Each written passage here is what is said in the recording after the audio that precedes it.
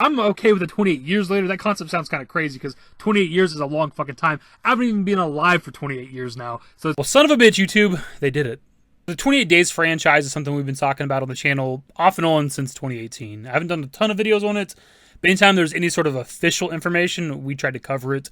I haven't really been keeping up with it the last year or so because the last video we did was July of last year, and there's been several updates since then, so we're here to talk about all of it. The last time we talked about this, it was just sort of like an update of the boys talking about wanting to come back to it, of course. Cillian Murphy, Danny Boyle, Alex Garland. And since then, we've had it confirmed that they are working on a new movie, 100%. And it is called 28 Years Later, which I'm fine with just to get another film in this franchise, right? I've just been waiting on that sequel forever. I've watched, where's it at? This damn DVD right here, this 2 DVD set thing. I've had this for I don't know how long. I've watched this so many goddamn times. I've been waiting for a third movie forever. So 28 years, that's fine. I will say it makes more sense to do 28 months later first and then go on to do 28 years later because we have it also confirmed that they want to do a trilogy when they're coming back to the franchise now. Of course, I'm fine with just to get more movies in the franchise, but I'm kind of curious how they already have a trilogy plan. What are they doing? Is it just going to be 28 years in the future and there's a trilogy of movies set in that time frame, or are they going to go forward in time, backward in time? How exactly are they doing it? They sort of set a precedent that each movie goes forward in the future, right? 28 days, 28 weeks, and then we've always assumed 28 months later, but now they're going to 28 years later, but beyond that would be 28 decades later and then 28 centuries later, right? We have also discussed the possibility of prequels, so they could do 28 minutes later, 28 hours later, that sort of thing, somewhere set in the early days of the outbreak. So the trilogy might not be a direct trilogy, where it's the first movie and the second one's directly after the first movie, the third one's directly after the second movie. They're kind of cool either way. You could do 3 movies that aren't directly connected as in their time frames, or you could do a trilogy of movies that are set 28 years in the future. Fine either way. The news of them wanting to do a trilogy potentially was a few months ago. It's kind of the first update that I'm aware of since we last talked about this. They were also kind of pitch around to studios and streaming stuff or whatever, and they were looking for a production budget of $75 million, which is massive for the franchise because the first one was obviously a pretty low budget film, all things considered. It was $8 million. The sequel, 28 Weeks Later, was I think $16 million, if I'm not mistaken, so double the budget of the first one. And them going for a $75 million budget is kind of crazy because that's more than the franchise has had combined, right? Several times over. $75 million is obviously a lot. Anywhere from 50 to 100 million is usually kind of considered a higher budget of a film. And modern movies cost a lot to make, so $75 million is kind of right there in the sweet spot. And it's a little less than what the first movie made. The first movie made 80-something million back in 2002 when it came out, right? I don't know how much money it's made now. It's been out 20 years at this point, 20-something years. So I'm not entirely sure, but that's a pretty good sized budget. So they got big plans for whatever this movie is.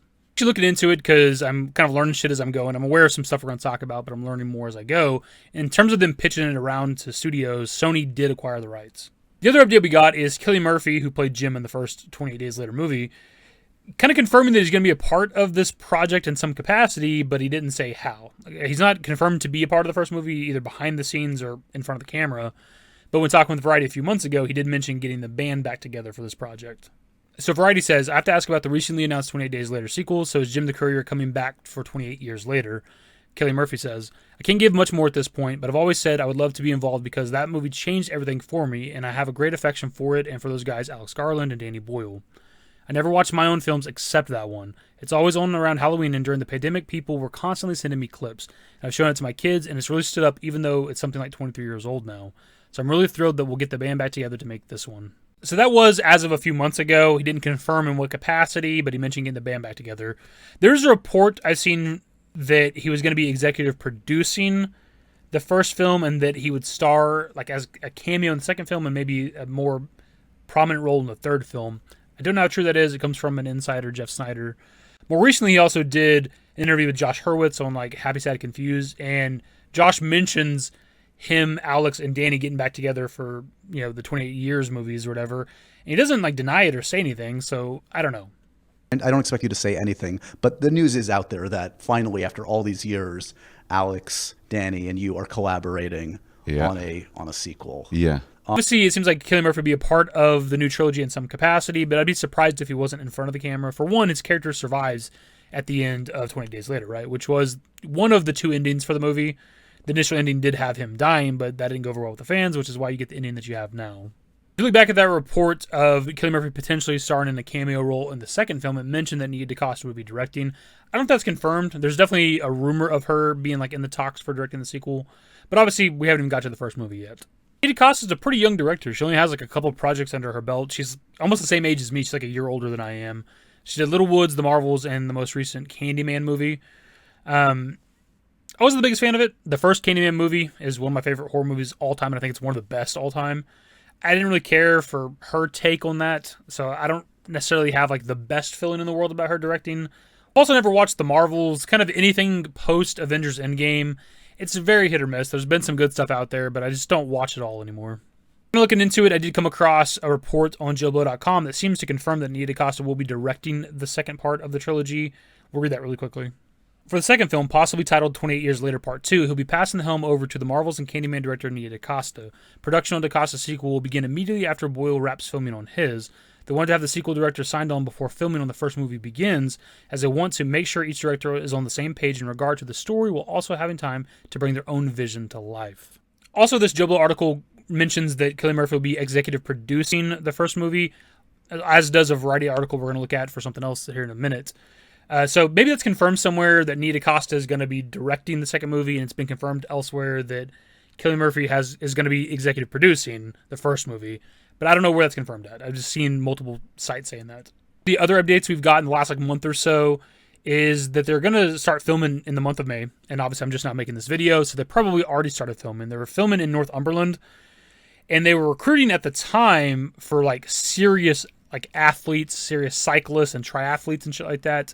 We're reportedly filming like large crowds. Potentially that could tell us some stuff about what's going to be in the movie to a certain degree. One, when it comes to wanting like triathletes, people that can run and shit like that, that could be for the infected, but also for people running away from the infected. They're filming large crowds, so that means a lot of people. But specifically wanting really good cyclists is interesting because that, I've seen it discussed, could potentially be like a flashback thing where they kind of cut back to like the early days, people trying to escape from the infected.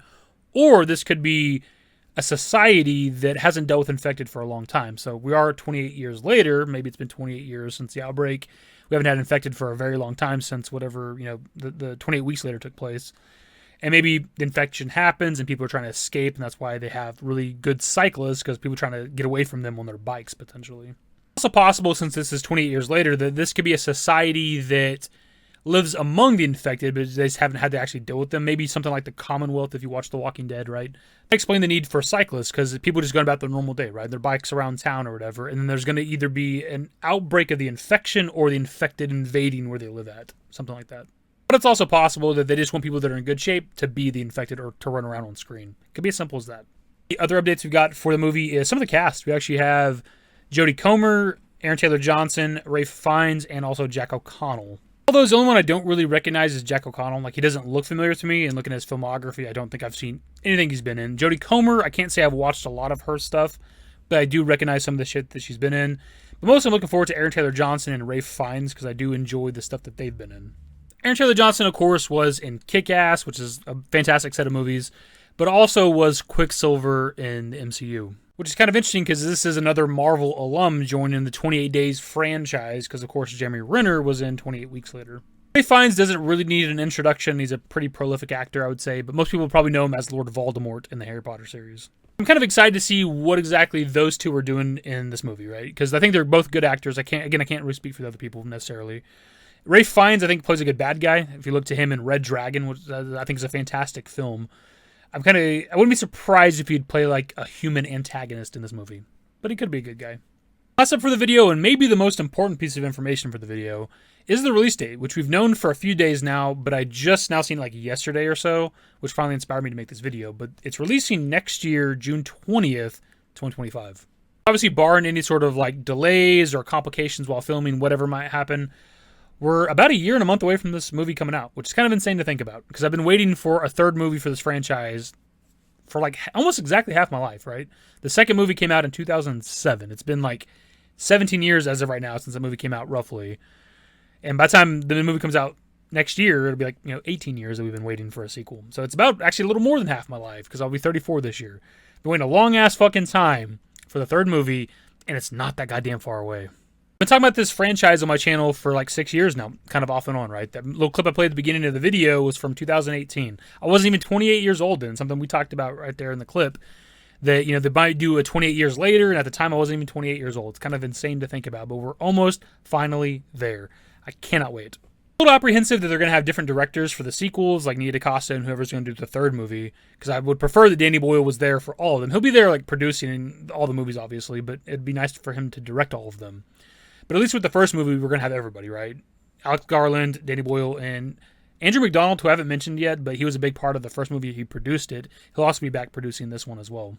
There's just a lot of ways you can go with this franchise. We're going 28 years into the future after the outbreak, so it'll be kind of interesting to see what they do with that concept. You also have people that survive at the end of each movie, right? Because at the end of 28 Days Later, of course, Cillian Murphy's character survives. Naomi Harris's character, Selena, survives. And then I can't remember the actress's name who plays Hannah, but she survived also. And at the end of 28 Weeks Later, you had characters survive as well. You had Tammy and Andy survive. Tammy was played by Imogen Poots, who's gone on to do a lot of stuff. I don't know the actor's name who played Andy. I don't know if he's done anything. They get taken away on a helicopter by Jeremy Renner's character's friend, Flynn, I think it was, played by Harold Perrineau, who's been in a lot of shit. When it came to the premise of the second movie, Andy and his mom were carriers of the virus, but they themselves wouldn't turn, but they can infect other people. So that could be something that comes into play when it comes to the third movie, is people that have the virus but aren't, you know, being turned by it, but spreading the virus. Kind of a lot of ways you could go with the trilogy, because you could have all kinds of different actors and characters come back and stuff like that. There's also like comic books that took place like after the events of 28 Days Later that do involve the character of Selena. So maybe that could be like something that's integrated into the film somehow, if we even see Naomi Harris come back. I'm just kind of curious whether or not this is going to be like a direct sequel to like 28 Weeks Later / Days Later, or if they're just going to follow on directly from 28 Days Later and just kind of ignore 28 Weeks Later, because I know Alex Garland mentioned that there's like stuff he didn't like about that movie, which I don't necessarily disagree with him. I think it's a great movie. I've watched it probably as much as I've watched 28 Days Later. I said that 6 years ago. I'm still saying it now. I just think that 28 Days Later is the better movie overall. Something I've learned in doing these videos the last several years is that there's a lot of people that disagree with me on that. There's a lot of people that like 28 Weeks Later more. And I don't think it's a bad film, but it's just different. Because I don't think Alex Garland wrote it, right? And Danny Boyle didn't direct it. They might have been on like executive producer roles or something. I'm not entirely sure. It still had Andrew McDonald producing it. But it's just a very different film. It's a very westernized movie. I mean, the entire premise is the U.S. military coming in and saving everybody, right? Obviously, it doesn't go very well. Otherwise, there wouldn't be a movie. But still, there's just a very different feel to the film. And there's kind of some ridiculous shit that happens. Like Harold Perrineau's character chopping up a field of infected with helicopter blades. I'm not saying it's impossible, but it's just kind of absurd. And there's just nothing really like that in the first movie, right? The first movie, though it's like an infection kind of zombie film, it's very grounded. I do stand by the first movie being better than the second movie. The second movie has maybe the greatest opening to a film I've ever seen. Not just horror film, not just zombie genre type films. Like the opening to 28 Weeks Later is one of the best things I've ever seen. Obviously, this will be a spoiler if you've not seen the second movie, but having the dad run away, like whenever the house is being overran by infected, his woman's across the room from him, the infected are storming the room, and he says, fuck that, and closes the door and runs away, and he gets away safely and lives, you know? Like, that's something that I absolutely love about that film. Like, whoever wrote that sequence, the opening aspect of the film, did amazing, dude. Holy shit. It's in a lot of ways maybe the most realistic aspect of that film, right? Because a lot of people like to think that if their significant other was in danger, they would sacrifice themselves trying to save them, or they'd at least want to do that. And I'm sure a lot of people would. But you also don't know how you'd be in that situation, and a lot of people would be cowards, right? Like, why do I want to die trying to protect you? Because the house is overran by like 20 or more infected, right? Like, everybody's going to die. You're going to get infected, or they're going to maul you to death. So, like, why not one of you survive, right? I'm very much just excited for this. We've been waiting a long time for that third film, but I'm most excited that we're getting everybody together that made the first movie coming back to make the third movie. We might be kind of ramping up the content a bit more for the 28 Days franchise just because we have a trilogy in the future, but also like, you know, reactions to trailers and cover more information and news in regards to the films as they go on. So it's kind of exciting. Speaking of which, I just want to throw this out there because it's something I've thought about for quite a long time. I just don't know when or how I'm going to do it or whatever. I've been wanting to do kind of a big ass review for the first movie, but it's something I've never really done on my channel, reviewing a movie. Like actually, not just talking about a movie, but like reviewing it, talking about scenes and like, you know, starting from beginning to end. That sort of thing. It's just something, it's a little daunting just because it's not something I've done. I'd have to like watch the movie a bunch of times and take notes and maybe even write a script, which is what we don't do. We speak off the cuff here. Right? We talk off the top of the head. We don't have scripts on this channel. So we might have to do that at some point. I just don't know when. I just want to put it out there because if I talk about it, if I mention it in a video, it'll motivate me more to do it. do that, I'll probably do that for the second movie as well, and then eventually for the upcoming 28 Days movies. Anyways, that's pretty much the video. We've talked long enough. So pass off to you guys. 28 Years Trilogy. We're getting some more movies in the 28 Days franchise finally. What are your thoughts? Anyways, that's the video. Subscribe to the channel if you guys are new. Search in the description below. Follow me on Twitter, @DavidYT. That's it. Used to care what people thought, but now I care more. And nobody out here's got it figured out. So therefore, I've lost all hope of a happy ending, depending on whether or not it's worth it. So insecure, no one's perfect. We spend it with no shame. We blow that like Coltrane. We in here like Logain, or leave it like Cobain.